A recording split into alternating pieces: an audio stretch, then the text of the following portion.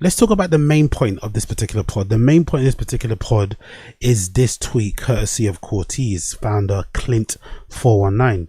So CLINT419, I think for once said something not that inflammatory, not that crazy, not that out there, not that mischievous, not that whatever, feisty or whatever you want to call it, because somebody on Twitter decided to request or ask him the following question. You need to make it possible for us to pay with Klarna ClearPay at Clint. And he replied, quoted it and say, Corteiz will never use Klarna. If you don't have the bread, go grind and get it, but don't be going into debt for shit like clothes. Now, my initial reaction to this, right, which I was taken aback by other people's reaction, was this is actually a pretty good piece of advice. Because at the end of the day, I wouldn't, like, I'd say the term, right, he's not really leaving money on the table, but let's just use the term, he's leaving money on the table. He's probably denying himself many more customers by not implementing things like Klarna or ClearPay into the fucking payment processing or whatever option at the end when you go and pay for your things. Now, I don't know if you can even choose that. I'm not too sure, because I think last time I remember fiddling around with Klarna, it's not as if like the store can choose those payments, you know. You can just have the option to just Klarna things, you know, on your end kind of thing. I'm not sure if that's how it works, but I'm pretty sure there's an element of that. Like the store doesn't, even if the store doesn't accept Klarna, you can still kind of use Klarna on the site and kind of break the payments up. I think that's how it works. Not too sure, so don't kill the messenger. Either way, if that's not the case, he could easily have a deal with them, implement something integration, because you know he's got a great brand. He's got the attention of the kids. I'm sure Klarna would love to have him as a client or as a customer. So the fact that he's refusing to implement things like Klarna when it's so popular nowadays says a lot about him. And I think the message he's sending to the kids of like, hey, maybe just get your bread up and like buy the thing outright instead of buying it on a payment is a good idea. Because I remember recently talking to my friend Bobby actually about this when it comes to mobile phones, because for me, for most of my life, actually, I think all of my life, with the exception of maybe Nokia's back in the day, but for most of my life I've always had phones on contract, right? And that's the way I've been able to get like newer iPhones and shit. And even the iPhone 14 Pro Max I have now, I got that on a contract. But I remember my friend Bobby basically saying that he doesn't do that. He's one of those people that prefers, instead of having a contract that's tied to your phone, he just gets a SIM only contract, so he gets a better deal. I'm sure most of you guys know this. If you have a contract that's just SIM only and doesn't include the actual phone, the handset, you usually get better deals. And then what he does is that he pays for the phone outright. So he'll go to Apple and pay for an iPhone outright, which is like, I don't know, £1,000, whatever phone he wants. He'll just buy it. Which obviously, allows you to get, to keep maybe your monthly contract fees down. But then also you get like a brand new phone, of course, that you pay outright for. Obviously you have to make sure you get fucking insurance for it, but I'm assuming, this is a weird thing to say, but I think element wise there's a bit of like looking after it, right? You'll probably end up looking after it a lot better if you spent £1,000 of your own money to purchase this phone. And just the mere act of buying something and owning it for yourself just feels a bit better, because contracts you end up paying more for it anyway. So whatever my phone is worth, I'm probably going to end up paying 50% more on top for the phone, for the privilege of being able to pay for it bit by bit, month after month after month. So I don't mind what Corteiz said here about, basically, hey, we're never going to implement Klarna. Now, on the flip side of it, I have noticed that he does have a tendency to kind of, I'm not sure if it's because he's young or because, this is just how he just operates with his brand. He wants to be an authentic character. There is a tendency for him to like talk to his customers like shit sometimes. He can be a little bit condescending. He can be a little bit blunt for no reason, a little bit rude for no reason, a little bit feisty, like I said recently, which is an old word that probably people don't really use anymore. Probably is going to really date me like an unk and shit, but you know what I'm talking about. And I don't necessarily think it's a good reflection of him as a person, because if you watch clips of him, right, if you watch clips of Clint talking, like there's this page, I don't know if he manages this page, but there's this page that I found on Instagram called London RTW, London spelled LUNDUN, the way he spells it for Corteiz, where there's clips. It looks like, an assortment of random clips from Corteiz and stuff, but it also includes loads of like clips of him, like, giving motivational messages, and he comes across really well. So I don't really know why he goes out of his way to like talk to his customers like shit, when really in person he does seem like a cool guy. Like, he comes across way better on these little video clips than he does on social media, on Twitter. But I'm not sure if he does the whole Twitter thing the way he does it, because he just, that's the platform and he wants to kind of, you know, speak in that particular tone. But when you listen to him talk, like, I'll play a clip here, right? Let me listen to him talk here. He comes across really well, I think. The thing to do is to be consistent, to wake up every single day. 2019, every single day I was going to the post office, I was shipping orders, I was waking up, I was doing designs, I was doing this, I was doing that. And in the short term, it didn't feel like much was changing, but when I look back 6 months before, I was like, raw, like so much stuff happened. But that's because I showed up every single day. You can't show up once a week. You show up once a week, shit ain't gonna happen. You go gym once a week, shit ain't gonna happen. If you go gym every single day, you're gonna see a difference in 1 month. And that's just the way it is with work, in life, in creativity, everything. You gotta treat it like, even when you're bored, you're doing shit. That's the thing that people overlook. If you're not staying on it, don't expect to be there. Don't expect to be on top. Don't expect to be reaping no reward, because that's just not how life works. Like, life works when you show up every single day. Sometimes it'll feel hard. You feel like, why am I doing this? But when you get past that threshold point, that's when you're like, you know what, I know why I'm doing this. But even before you get there, you have to just know that you're gonna get to that threshold point. That's the most important thing. Like, one good year, that changed my life. That was consistency, that was me believing, that was just 1% better every single day. The hardest thing to do is to... So yeah, I don't know. I'm just wondering. But I guess it must work for him because his business is thriving. Most of the stuff sells out. I see a bunch of kids. One of the brands I see on the roads a lot. I see people wearing Corteiz a lot. I see a lot of Corteiz. I see a lot of fucking Trapstar. I see a lot of Fear of God on the streets and stuff. But in terms of the UK brands, I think Trapstar and Corteiz have the streets of London in a fucking vice hold. But for some reason, the founder of Corteiz does seem to like to talk to his fans, his customers, the people that follow him.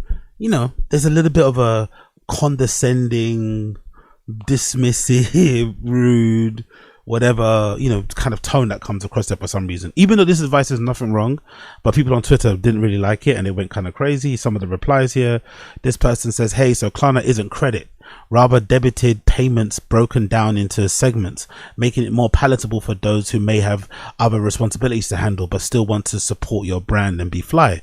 He said, I'm old school, I still don't fuck with it, but I appreciate you and anyone who wants to get fly. Just do it when you got it. Exactly. I definitely do agree. I don't agree with the idea, especially nowadays. Like, if you want like, you know, this is probably bad advice, but if you want Corteiz and you've got no money, you're better off buying reps than trying to split payments over, you know, trying to split a bolo jacket payment over 4 payments. Like, it's not worth it. You're better off just buying a rep of it. It's gonna stink. It might not be as warm. It might look a bit fugazi, but then just buying it will probably inevitably want you to buy the real thing when later down the line when you get your money up, to have that actual package come to your house, have the wrapping, be able to unbox it properly, wear it with pride in certain places. I don't think there's anything wrong with that. Or if you don't have the money, just go and buy something H&M, buy something Uniqlo. It's not that deep. You know what I mean? It really isn't. But somebody else is posting this helmet. Okay, bro, I guess this is another Klarna payment. Maybe they're calling you lame because you told them to be more financially responsible. Wait till Clint finds out what credit card is. Another person here says, love you, bro, but that's a flawed way of thinking. What's the difference with somebody using their high interest credit card to make a purchase, then falling into debt trap by making minimum monthly payments? TBN, Klarna is less predatory. Jesus, I'm surprised all these kids are really jumping and defending Klarna. I guess this goes to show that Klarna's become really important in maybe younger generations' lives and shit, because I'm assuming all these people are younger. I don't know if they are, but let's just say it's more important in people's lives nowadays because people generally don't have the money. They generally don't have the disposable income to afford what they see online, but they still want it. They still want to partake. But if it means that they can partake by splitting the payments, it makes sense, because even nowadays festivals do that too, right?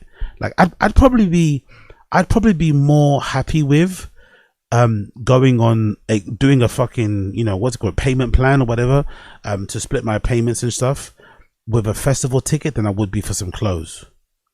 I'm actually wondering what will be the big first. I wonder what fashion brands out there are currently using Klarna and stuff. Like, does the Row use Klarna? Because the Row's prices are crazy. Does the Row use? I don't think so.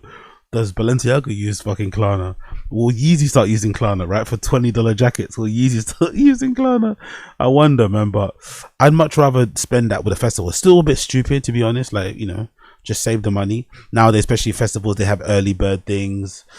Some festivals actually have a payment plan already inbuilt with their payment system. I know Primavera have that, where if you want to apply for a ticket that's lower, or no, you can just pay for it earlier. You can apply for you can pay for a ticket that's way cheaper than the retail general population one's gonna get.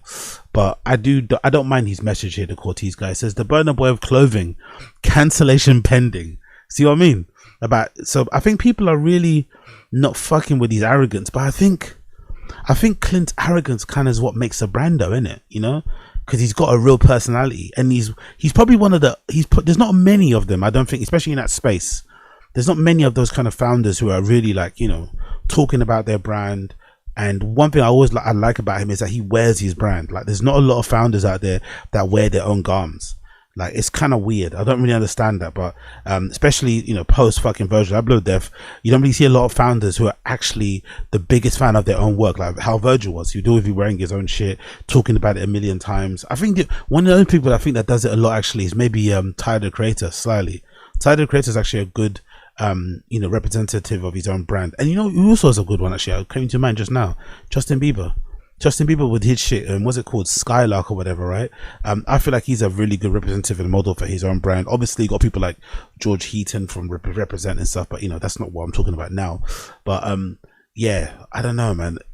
I feel like the internet is turning against Clint. Another person says here, at first I read and thought that what a prat, but you know what, you're right. People need to spread their net. People need to spend within their means. Credit debt for drip is such a poor mentality. But that's the problem, though, isn't it? It's all well and good saying people should spend within their means, but social media makes those things hard. It feels like everybody, especially if you're a young kid now, it feels like everybody around you is like rich or is like enjoying their lives, doing what they want to do, right? Going on holiday, going to festivals, driving fast cars, wearing cool trainers, going to, you know, really amazing and cool events and gigs and whatever else it may be. So if you're a kid, you want to partake now. You don't want to wait until you get your money up. You want to take part in whatever's happening in culture right now. And I guess Klarna and all the type of payments, they give payment options, providers, whatever, credit providers, they give you an option to partake in culture right now. Obviously, you pay the price at the end. Maybe, who knows, if you know, manage your finances properly. But it does give people the chance to participate. So telling people not to participate when that's what Uber's been pushed on fucking social, and everyone's kind of taking part in it and you're not, it's kind of hard. Another person says, I'm pretty sure Klarna is interest free for buyers. They make money on fees that they charge the e-commerce vendors.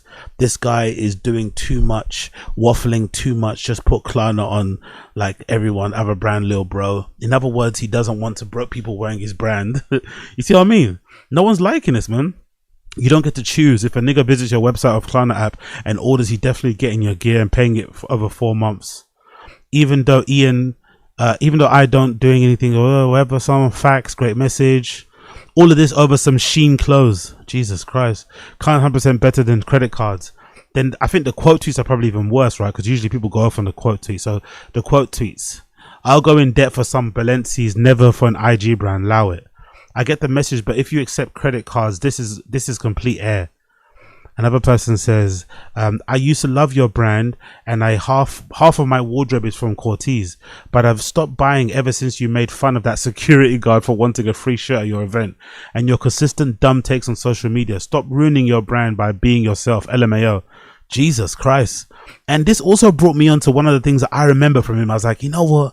Did you need to say that really? Like, this is a good example, right? I think it's about the model. I think I might have it here. There we go. Yeah. It was about modeling. So Clint made this post, right? This is last year. I don't know why I remember this, but I remember reading this at the time. I was thinking like, why would you say that? So he made this post in July of last year. He said the following: a brother messaged me off a private account with a blurry display picture and 5 followers and say, let me model for you. Let me model for your brand, bro. Side note, love your sons, lie to them even. Too many niggas want to be models for validation and compliments and get paid peanuts. We need more skilled workers. So essentially, you can tell what he's talking about, right? Like somebody messaged him from a burner account on Instagram, one inquiring about modeling for his brand, because it seems like, you know, he kind of hires maybe friends or cool people on the street. I don't know how he does his casting, but there seems to be usually a random assortment of models usually for his brand. He might have a few that he kind of keeps, you know, along the way, but usually it's a random assortment that kind of look cool in clothes and shit. So I don't think it's a bad question, because it doesn't look like all those people are his friends. I don't think every single person that models for Corteiz are like his personal CLINT friends, but it does look like there may be people who may be associated in his orbit, or people he maybe just found on the street and stuff, or bumped into an event. I don't fucking know. But I don't necessarily think that person's message on Instagram warranted this sort of tweet or this reply or whatever, you know? I don't know. Maybe he replied in a softer tone or in a nicer tone via the DMs, but I'm not really too sure if somebody just inquiring about modeling requires this kind of like patronizing, go and get a trade, learn how to learn a trade, all this stuff. It's like, but how about if that person is also learning a trade but also wants to model for you on the side, or just wants to inquire about how to get into it? You don't have to give them the lowdown. They could Google it, I'm sure, but this sort of like condescending reply and message back is a bit unnecessary, you know? I remember when I saw this, I was like, I don't know why he does this. Why does he go out of his way to be like rude and a bit like, you know, whatever? I'm not, when we say this is rudeness, it's just unnecessary, you know? You can still answer the question whilst getting across your point of like, hey, I would love it if my followers weren't so enamored about the modeling. This is not the most important part. This is the brand. Obviously get it if you can afford it, but I want to inspire my followers to kind of go for their dreams, whatever it is. Not everybody has to be an MC. Not everyone has to be a brand owner. I don't know. There's a way you can say it that doesn't come across like this. Maybe he would say, I'm waffling, right? The way I'm saying it is just adding too many words, and he just kind of get to the point, and that's what he's doing. He's getting to the point. Everyone kind of understands what he's getting to. I just think nowadays with brands, especially with him, his personal brand is tied, you know, it's kind of linked to Corteiz. He kind of has to be very careful that he doesn't turn people off, because the problem with a brand like Corteiz is that if you turn people off personally, they're not going to want to wear the clothes because the clothes are you. So, and I've had that experience myself, right? I kind of mentioned this ad nauseum on this particular pod about my one really dumb bad interaction I had with the Palace founders back in the day when they first started, that completely turned me off from the brand. And to be fair to them, that was just an anecdotal thing. It was just a minor thing. I could have been in the wrong. Who knows if I remembered it correctly. It's a fucking stupid reason not to wear a brand, but unfortunately it did affect the way I looked at the brand, and I couldn't wear it the same way again because of that one solo bad interaction that I had. I guess the only way you can avoid it is if you divorce your personal brand from the brand. Like nowadays, I don't think there's many people that probably even know who the founders of Palace are, you know? I don't think they could probably, you know, point them out if they saw them in the street. So I think they did a good job of maybe separating their personal brand, or them entirely, their personality, from the brand, so that you could just buy the clothes without maybe falling in and out of love with the founder. That will then affect the way that you look at the clothes.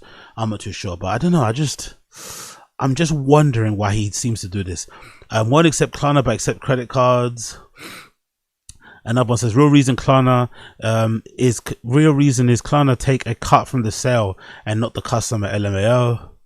Might be the dumbest shit I've ever read in a business owner. Somebody else says this nigga so fucking annoying, pretentious ass nigga with weak ass clothes. This is corporate social responsibility. It's fine. As somebody else says, a lot of Corteiz target audience is people between the age of 14 and 25 who don't have financial literacy or independence. Fair. Another person says the concept of shedding blood. But that's the thing though. I think people are saying, I don't know if this is true, people are basically saying that Klarna is maybe a better way to actually purchase clothes, because you get to break up the payments cost free. You don't have to pay any extra fees. The fees go to the seller, allegedly. That's what they're trying to say. I don't know. I just think, coming where I come from, I think the idea of like getting your quote unquote money up is something to aim for. You know, you should maybe spend within your means. So if you've got money that you can only afford H&M, if you got money that you can only afford Prime, like even H&M is more expensive than Primark. If you got money where you can only afford Primark and like vintage clothes and secondhand clothes, do that. Then as your earning potential, as your earning ability increases, then you can maybe afford to spend some more on some clothes. If you care about that sort of stuff. I think if you don't care about clothes, don't increase your spending. Just keep it as tight as you can. We're living in dark days right now. Don't go fucking crazy. But if you care about clothes, I think there is a really good feeling about earning more and then finally being able to afford X, Y, and Z, as opposed to earning like, I don't know, the equivalent of like 20 grand a year, but then Klarnaing a pair of Balenciaga, a pair of fucking Gucci shoes. It's like, you know, I'd rather buy my fucking shoes from Clark's while I'm making 20 grand a year, and then as I kind of start earning more, little by little, when I can finally afford those fucking Gucci loafers, then I go and fucking purchase them. But everyone's different, I guess, isn't it? The concept of shedding blood and sweat and tears for money and spending it on Corteiz. Laughing meme there. Accepts credit cards. Rest assured his fans will continue to brown nose him even though he's very obviously a cunt. Another person says Corteiz in 2025. This is in French. Another one says here, while I hate Klarna, it's actually cheaper for your customer base. They must likely have credit cards balances which they're paying in high interest rate already. Free split payments with no interest is no brainer if used responsibly. Never seen a more insufferable brand. Every time I see this nigga on my timeline, he's pulling boo-boo out of his ass and smearing on the keyboard. It's amazing to me. I'm a Klarna, a trap star jacket at 018 19 coming. Sorry, bro. But you accept other credit facilities, so it's not actually really about this. People have made it trendy to hate Klarna, but they are no different to your credit cards, PayPal and credit cards. I can't believe there's so many people out here defending Klarna. It's actually interesting. I actually respect this a lot. Klarna is encouraging terrible spending habits, and its business model is no different from loan sharks. We need to stop trying to buy luxuries we can't actually afford.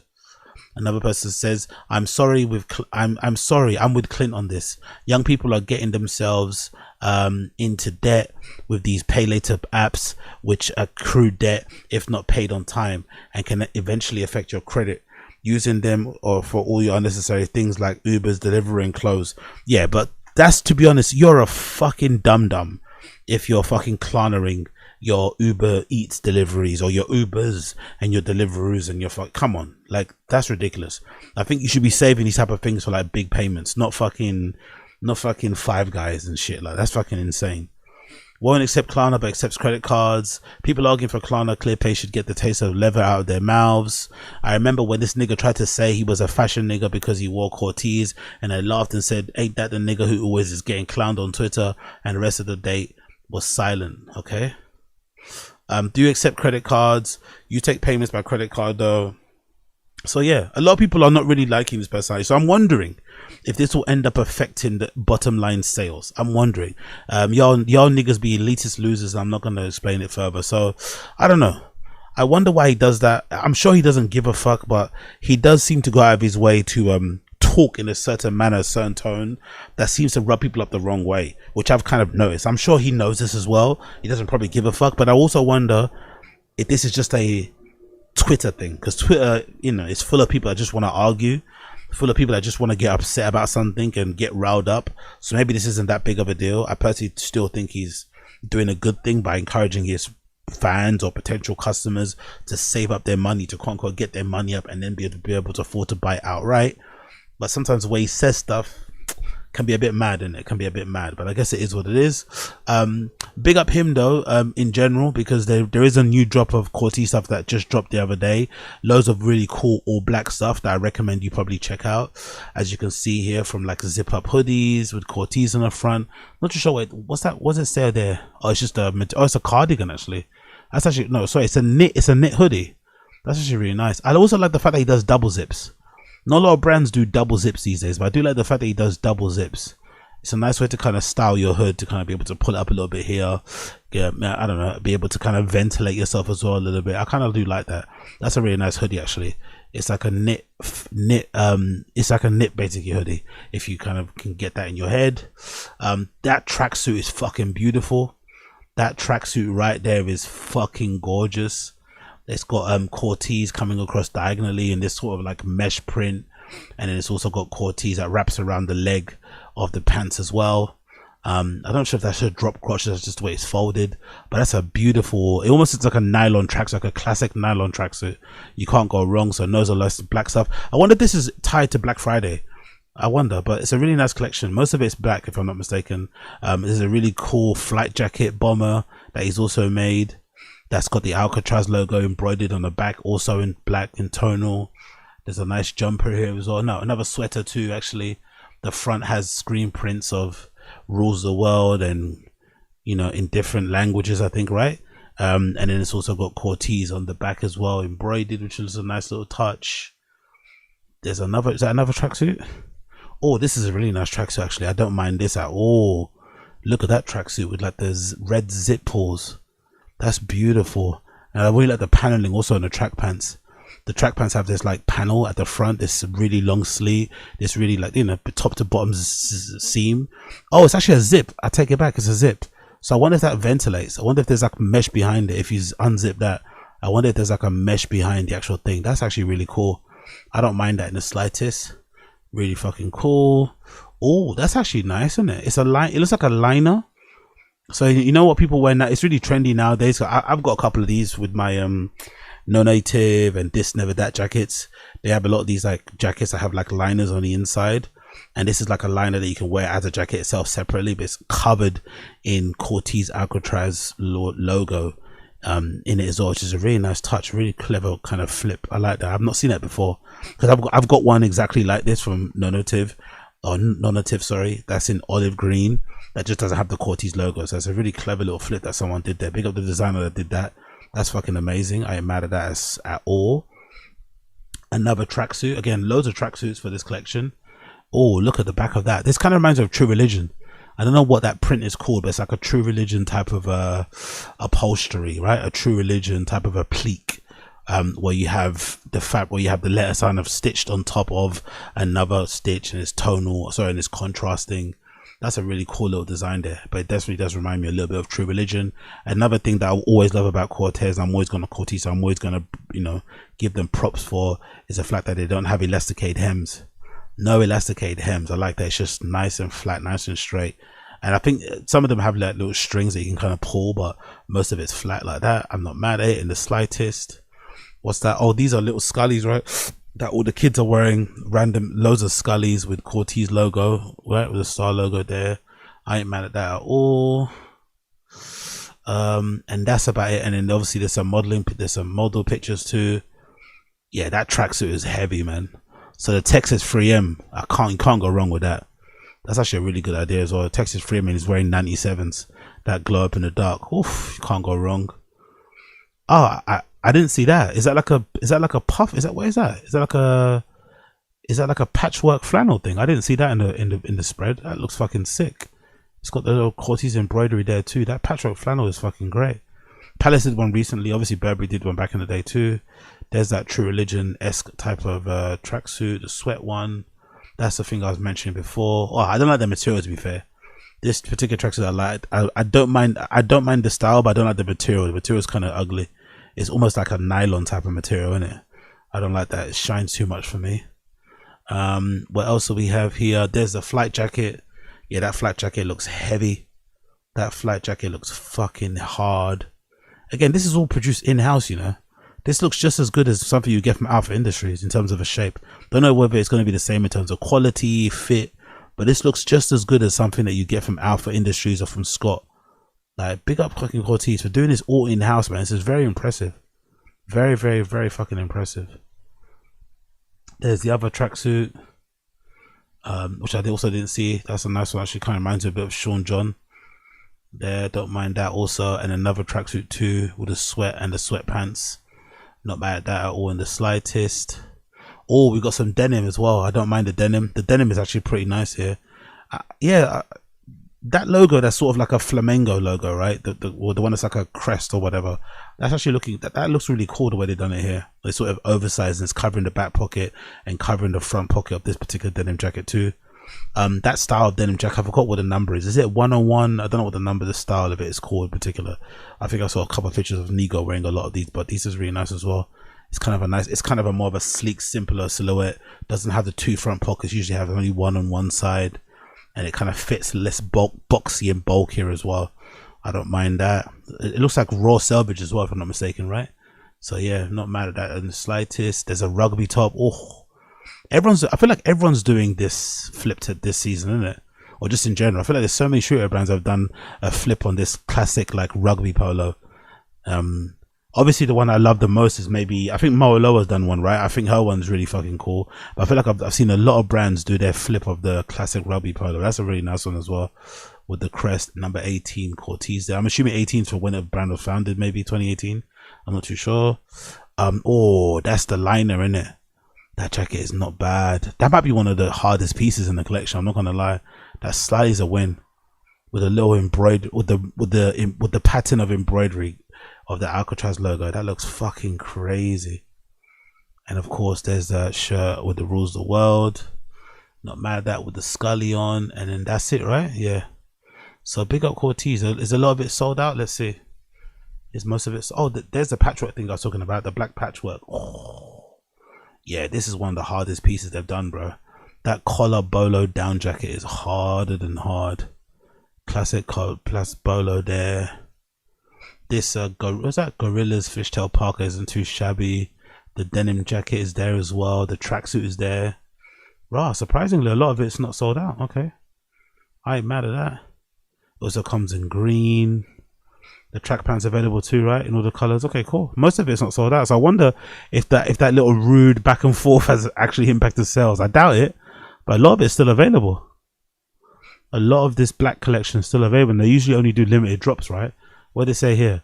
50% off, 100 plus items, 110 plus items in their solitary collection. Blackout collection now available. Free worldwide shipping on orders over 220. Free UK shipping for orders over 150. It's really good, to be fair. Most brands in the UK do 200 free shipping, so to do 150, that's a pretty decent little deal there. And also that's sold out. The rugby sold out. Okay, so the rugby is definitely sold out in all the colors, right? Yeah, the rugby sold out in black because that black is the hardest. So the paneled rugby is definitely sold out. It's nice though. I ain't mad at that. And then what else we have here? Bada bing, bada boom. And then we got more long sleeves. And the Scully gone? No, the Scullies are there. The light, what they called? They called light worky caps. They're still available. $28 and shit. Yeah, it's pretty decent, man. Solid collection. Okay, some of the other stuff is available. Oh shit, the rest of it too. So I guess this is maybe end of year sales, right? This may be end of year sales. There's a bunch of other stuff available as well. But check it out anyway. Corteiz, was it CRTZ.xyz? CRTZ.xyz. Check them out. Stores open now. I think until the end of the week, I'm assuming, right? It's usually end of the week, I think, is when they close the store. But check it out. Loads of good stuff there to buy. I'm a big fan of Corteiz. I love it. I like what they do. I like what they do. Even if the founder can be sometimes a little bit, you know, a little bit unnecessarily rude, but I guess it is what it is. I guess it is what it is. What are you guys saying here in the stream chat about what I just spoke about? My girl had Dopamine Nation on the bookshelf. Great. Good to hear that. Big up on 10 toes. Big up Rick MB. I bumped into Kurt Kaz in Shoreditch today. Didn't know he was making racist and rage, but yeah, that guy's a bit of a dolly, knobhead, to be honest. It's unfortunate. He started off being pretty cool. And I don't know what happened. Maybe the views, I guess, were just too good to turn down, and now he's trying to lean into rage bait, racist kind of, you know, travel content. I don't know why he's doing that, because I think he's a really good travel vlogger away from all that sort of shit. I still remember watching his Rio carnival vlog, and that was fucking vibes. So to go from that to do what he's doing now, where he's kind of going to especially places in England and other places in Europe, he's purposely changing what they look like on a thumbnail to make it look like there's this, you know, influx of, like, you know, people from other cultures who are taking over and kind of stoking the fires of anti-Semitism and Islamophobia and all this malarkey. It's really bad. Big up Rick MB, big up Izanilla. A lot of brands you follow have their name in blazers all over their work. Don't you think it's kind of played out to cover the piece with blatant advertisement? I don't think all the brands I cover I like that, to be fair. Maybe it's just a streetwear thing, but I think a lot of fashion brands I cover don't have that. A lot of streetwear brands I also cover don't have that. I don't think it's a prerequisite, but I think it's an unfortunate nature of the industry, because a lot of the consumers who are purchasing this stuff are usually young kids. And young kids want stuff with their name, you know, they want the brand to be seen. They don't want to just wear something and the name brand not be clearly labeled, especially if you're a streetwear person. When I was coming up, that wasn't the case. You know, I remember when I was coming up, one of the things we used to look forward to in Supreme lookbooks was to find a piece in the Supreme lookbook that didn't have the obvious branding, that just maybe had that might have had just a tag, a little red tag on the seam, that if you know type of thing. But nowadays, unfortunately, because a lot of these brands are streetwear brands, you have to kind of, you know, market to the youth. If the youth want a pair of shorts that says Supreme written all across the backside, they're going to have to make it. And they're not going to make it with a tonal print. They're going to make it with a contrasting print. So it'll be like white text on black. Yeah, I mean, that sort of thing. So it's the nature of the game, I guess, isn't it? Big up 730. The designs are pretty good. Yeah, Corteiz is one of the better ones. They're very consistent. I don't think they get enough credit that they deserve. Maybe a lot of it comes down because people don't really like Clint that much. but as a person maybe, but I think they are one of the consistent brands out there. I don't think I've seen a bad drop collection from them. They just do their own thing. Not to talk about the sneaker collaborations. Like he's knocked them out of the park time and time again. And I think he does really great work at really high level on a consistent basis. I see kids wearing it all the time. The replica fucking industry around Corteiz is huge as well, which I think is a good indicator of how your brand being good. Like for instance, fucking Denim Tears. There's so many fake cotton reef sweats out there. That's a good indication that you create something good, create something great. So I think the fact that you see so many Reebok, Corteiz duffel bags and hats and t-shirts and whatever, I think is a sign that they've definitely captured something that people seem to like, seem to enjoy. So big up Corteiz anyway. Big up Corteiz for what they do. Big up Corteiz for what they do.